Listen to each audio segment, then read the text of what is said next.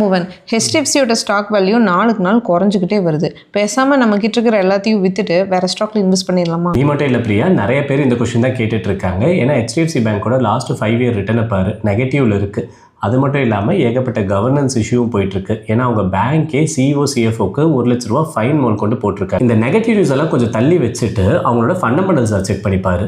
Sales and profit க்ரோத்தாக இருக்கட்டும், இல்லை பேங்க்குக்கு முக்கியமான லோன் அண்ட் டெபாசிட் க்ரோத்தாக இருக்கட்டும், எல்லாமே கன்சிஸ்டண்ட்டாக இம்ப்ரூவ் ஆகிட்டு தான் இருக்குது. இன்ஃபேக்ட் அவங்களோட லாஸ்ட் குவார்டர்லி ரிசல்ட்ஸும் எக்ஸ்பெக்டேஷன்ஸும் கொஞ்சம் மேட்ச் பண்ணலையோ தவிர டீசன்ட் ரிசல்ட்ஸ் தான் கொடுத்துருந்தது. நீ சொன்ன நிறைய நெகட்டிவ் நியூஸ் இருக்கிறதால தான் அவங்க காம்படிட்டர்ஸ் கூட கம்பேர் பண்ணும்போது நல்ல வேல்யூஷனில் இது கிடைச்சிருக்கு. இந்த மாதிரி ஸ்டாக்லாம் மேசிவ் ரிட்டர்ன்லாம் டக்குன்னு கொடுக்காது, பட் கம்மி டவுன் சைடில் டீசென்ட் ரிட்டர்னை எதிர்பார்க்கலாம். இதே மாதிரி தான் மைக்ரோசாஃப்ட்டையும் லாஸ்ட் 3 மந்த்ஸாக நான் நல்லாவே அக்குமுலேட் பண்ணிட்டு இருந்தேன். இப்போ பார்த்தோன்னா 40% கிட்ட ரிட்டர்ன் கொடுத்துருந்தது. இது எல்லாத்தையும் லைவாக சப்ஸ்கிரிப்ஷன் கம்யூனிட்டிலையும் மற்றவங்களுக்கும் டீடைல் வீடியோவும் போட்டுருக்கோம். நிறைய பேர் இந்த மாதிரி பெரிய கம்பெனிஸ் நல்ல வேல்யூஷனில் கிடைக்கும் போது மிஸ் பண்ணிடுறோம்.